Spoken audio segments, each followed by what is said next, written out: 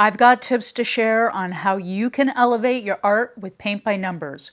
Now, before you think this video is only for beginners, I want you to stay and see how using these old schooly paint kits can improve your skills as a more advanced artist. In fact, I think they're an outstanding exercise for any creative, and they're just plain fun. I'm Jackie Bernardi, and welcome to my studio. I thought it would be really fun today to take a step back, take a little bit of a breather from everything that's been going on. I have just finished a very big series in my sketchbook, and I am feeling a little creatively tired, and yet I don't want to step away from my practice completely. So I thought it would be fun to do this paint by numbers kit that I found in a cute little shop in Ojai over New Year's. I bought it because I loved the subject. It's a pomegranate, you'll see in just a moment. And I had not done a paint by numbers in a very long time. And so while I was working on this, I realized there are so many things that came up for me while I was doing the paint by numbers that I think is applicable to any type of creative art. And so I'm going to share some tips and some thoughts that I had while working on this paint by numbers kit. Sometimes you just need to not take your art so seriously and just let yourself go and enjoy not having to come up with ideas and just kind of going with the flow. And that's what working with this paint by numbers kit did for me. So the first tip that I'm going to share is to always use the right size tool for the job that you're doing. Now, since I'm doing such a tiny paint by numbers kit, in fact, the canvas, which is, I think, cardboard, but the canvas is only 6" by 6", so it's very, very small, which means that all of the little areas to paint inside of this sketch are very small. So I want to use small tipped brushes. Now, one tip that I'm using is, I don't know what the number is of the tip, but it's so fine, there's barely any bristles in it. And then this one is an angled brush. And I thought this was going to be the right brush, to be honest. And it may have been the right brush if it had been a smaller head on it. Even that head was too large. So I switched it out and got a much smaller angled brush, and I love what this is doing. Now, I don't want to use an angled brush for all the areas that I'm going to fill in here, but just knowing that I had chosen the wrong brush to start with, which, by the way, was not one of the brushes that came with the kit. I overthought this and I thought, well, I know which brushes I should use, and it turned out the kit brushes were pretty terrific for this, as you'll see later.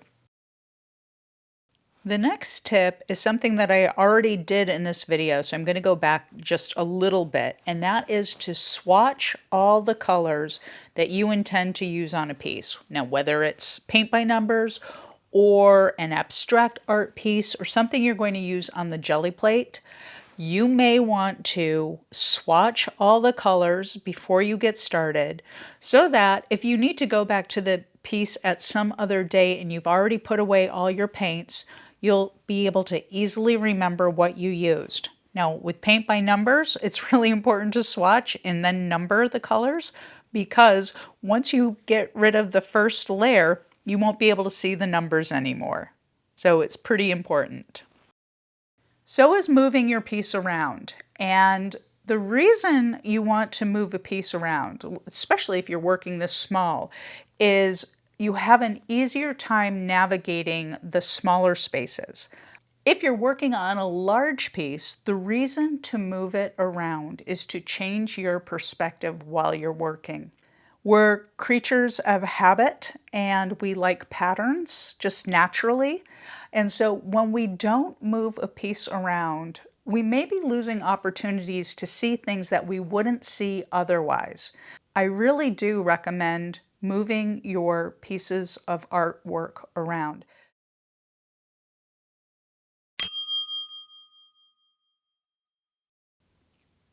Another tip that became apparent to me as I was doing this, again, because these little areas are so small, most of them.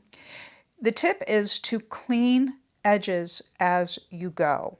Now, if you're working on a big abstract piece or even collage, you may not need to clean up your edge work or your lines. That's fine.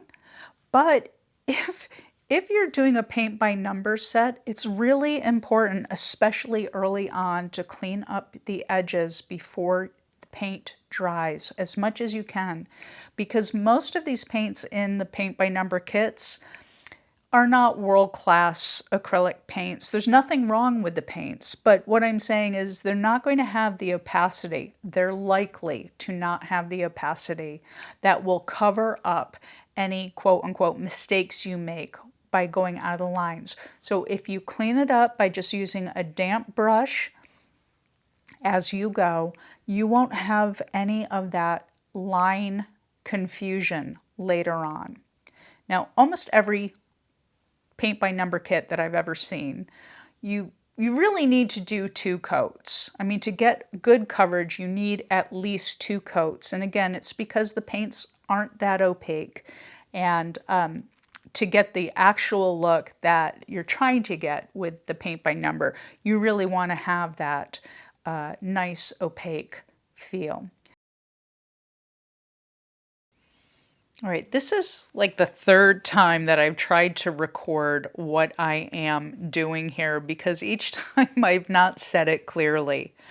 Essentially, what you're watching me do right now is making it easier for myself later on to go in and get those teeny tiny little spaces that I believe will be highlights on the pomegranate. I'm framing them right now with the larger field of color. For me, it is much easier to work from large to small. I can frame these little itty bitty circles easily and then go in and fill the large space around it and then come back later and just make those little dots precise.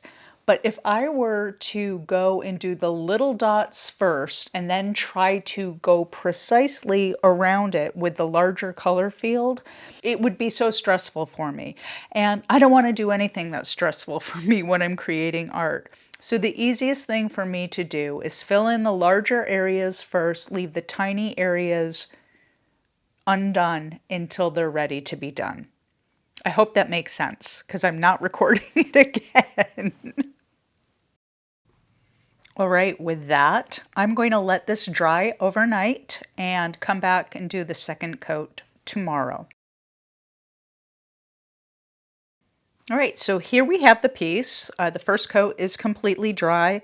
And what I'm going to do is I'm going to go in and go over every area of this pomegranate with the same paints as yesterday in the same places, and I'm going to try to keep it in the same order as much as possible. That just works for my brain. You can do your paint by numbers any way that you like, but there's sort of a symmetry and a muscle memory, if you will, for me by going back in and pretty much replicating the same flow that I used yesterday. So as I'm going in, I am noticing that some of these paints, like that really light Celadon, is so thin that you can see the numbers. So I had to go over it a number of times. And frankly, I had to go over the red a number of times. And I'm still not there yet, but I'm getting there. Reds are notoriously tough. The 2nd coat for me is really about unifying the color that is below it. Now, we know that we're using the same color above it as we used below, but again, because these paints are thinner, 2 coats is necessary to really get to the true color that was intended for any one of these areas. The red, like I said, is tough. The deep red, I had to go over I want to say maybe 4 or 5 coats before it really started getting that really great gouache type look. And actually, that would be interesting to use gouache for this instead of the paint that came with the kit. But I am using the paint that came with the kit, and I like it. I mean, these colors are gorgeous. This red is so beautiful. I'm just going in. There's no tricks here. I am just truly following what was intended for this particular paint by number kit. What I'm going to move into shortly are some exercises that will expand beyond what the kit was intended to do. But for right now, I just really want to keep this as pure and true to the original kit. Why? Because I really don't want to think right now. I don't want to have a bit of concern about what I'm doing next or how it's going to look. This is the great thing about paint by number kits. They are so reliable. You really can't do it wrong. And that is just one of those things when you have a day where you want to be creative, but you don't really want to think it through. It's actually really great to have some of these laying around so you can just pick one up. Some are pretty complicated, I'm not going to lie. This one is not complicated, and it's very edifying to see the pomegranate start to come together and really start to look like one.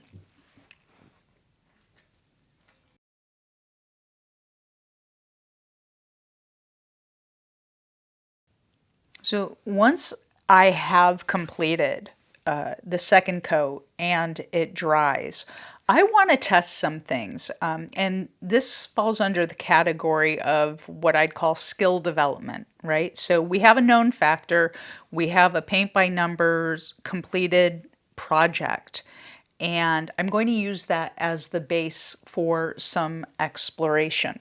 And how I'm going to do that is after this dries, and I'm going to let it dry overnight. I want it to be really dry because especially with this red, so I let it dry overnight. And then what I did was I made color photocopies of it. I made the photocopies because I am happy with the finished product of the Paint by Numbers kit. I'm very, very happy, and you'll see the results in just a little bit. But I do want to expand some of my skill set. And so a great way to do that is just to take a photocopy of the finished piece. You could do this with any piece that you've ever worked on. It doesn't have to be a paint by numbers. Take that photocopy. I'm laying it down on the gel plate. There's some matte medium, clear matte medium rolled out on the gel plate. And all I'm doing is pressing this photocopy into it so that the ink is set by the matte medium. What that'll allow me to do is paint over it, put markers over. I can do whatever I want over the original piece now because it's not the original piece, it's a photocopy, and the ink is set by the matte medium. I'm going to put the matte medium away and then let it dry. And once it's dry, I'm going to go in and practice some line work. This is the first thing I'm going to do. So line work is important, certainly in drawing. It's also important in tracing. It's important when you want a little tiny bit of detail. It's important to have control over your line work. And that's one of the skill sets that personally I don't practice that often. So what makes the Paint by Numbers kit so perfect for this as an exercise to develop skills is there are already defined lines in a Paint by Number kit, right? Because that's what we followed. We followed the lines in the drawing, in the outline of the drawing, I should say. So all I've done here is I've taken a permanent ink pen and did some line work. Now, this is a very condensed view of what I did because this video is short, but I wanted to show you the type of exercise that you could do. I love that. It looks like graphic, almost like a cartoon, and I love that. But that's not where I really want to go with the pomegranate. And so what I'm going to practice now is my color blending skills. So again, this is another photocopy of the pomegranate. It has the matte medium on it to protect the ink so that it won't get activated by the acrylic paint going on. And what I'm going to do is use the colors. I'm only using the colors that came with the kit.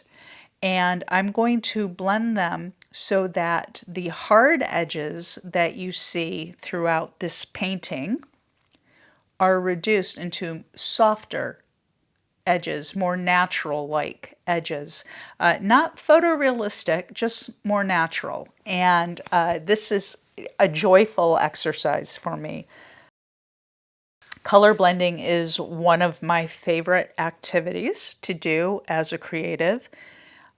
It's actually spent quite a bit of time on it, and I am going to do a color blending specific video coming up that I think you'll like a lot if you're at all into color blending or you want to work on it more. But all I'm doing here is I'm taking the colors and just blending them and placing them pretty much where they were on the original piece, but blending them together by zigzag and brushy type movements so that the colors, the two separate colors or three colors, whichever it is in any given area, so we lose the hard edge between them and really work on the highlight and the recess. So down here, this is actually not exactly color blending. It is color blending, but not as I was doing it above. This is actually the amount of paint that I'm putting on is almost texture blending. But what I'm doing is getting that really washy, almost impressionistic type blending of colors, and to my eye it's really making the pomegranate seeds pop. Like they look dimensional now, which I'm really enjoying. And if I had more time, I would like to actually go back and do that for the entire piece.